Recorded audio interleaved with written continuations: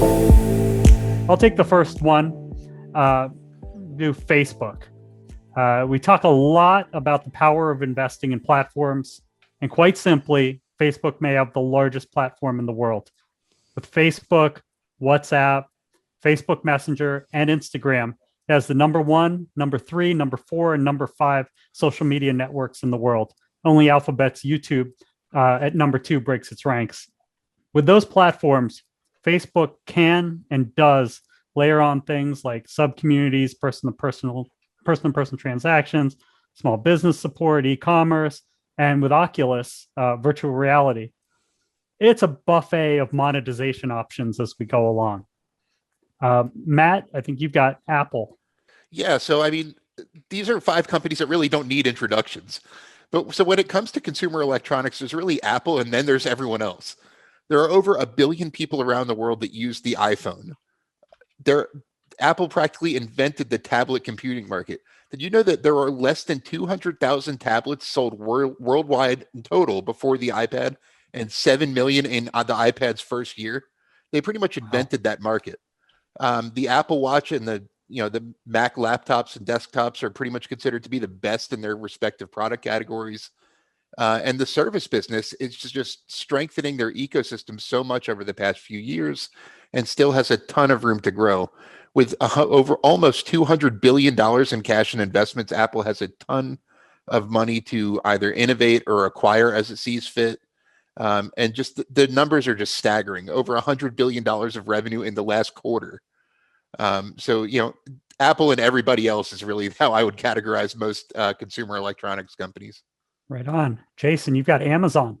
Yeah, Amazon is really, I think that it's hard to say that it's hard to not describe it as just a really interesting company. We think of them as this massive e-commerce brand, which they are. They're one of the largest e-commerce companies in the world.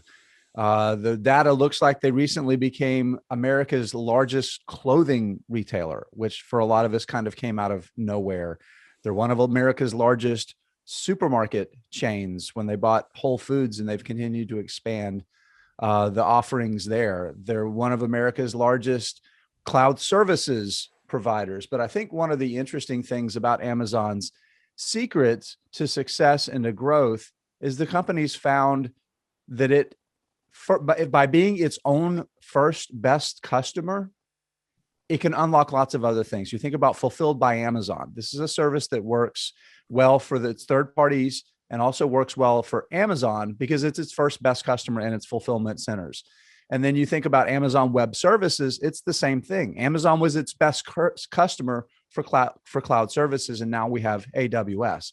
So I think when you look at Amazon's future and you think about its potential, think things like telehealth. If telehealth is going to work out for Amazon as a big commercial bet, it's going to be because Amazon becomes its own first best customer for its internal needs and then is able to leverage that for meaningful profits. So I think to me, that's the big thing that really sums up Amazon.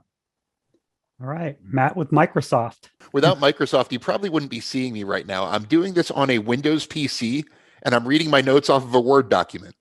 So this wouldn't be going on right now if it weren't for Microsoft.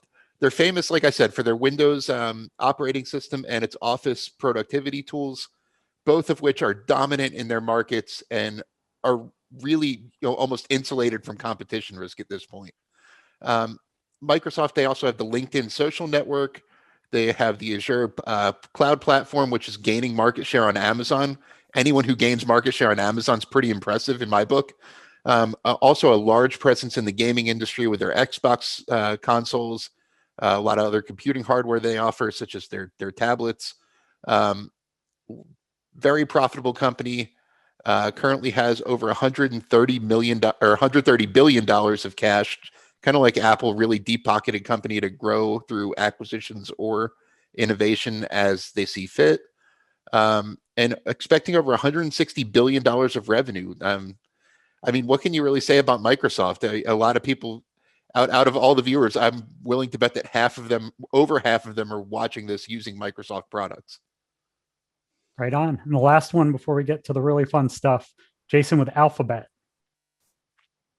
Yeah, so most people know it as Google. And do you guys believe it's been over 5 years ago since it's been 5 years ago now since the company changed its name to Alphabet? Oh, wow. But that's still the core business, right? That remains really important, generated over $100 billion in revenue last year. But you also have YouTube, which is, interestingly enough, a lot of people might not remember back. YouTube was an acquisition that originally Google made, but you combine it, and that's $124 billion in revenue between Google and YouTube, and it's ad revenues that continue to drive this business.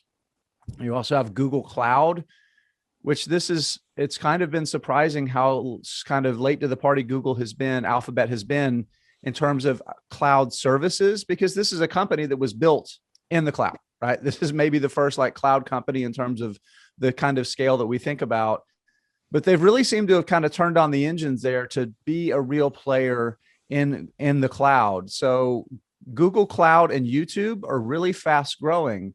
They have a lot of ground to make up to make them as relevant as Google search is. But at the end of the day, you think about Google, you're thinking about other bets. You're thinking about its ability to find something that's going to be the something next. Do we think it's going to happen? I mean, we hope so. I know management hopes so, because that's where the company is trying to find its new big winners. And honestly, it's been a long time since they came out with the next big winner.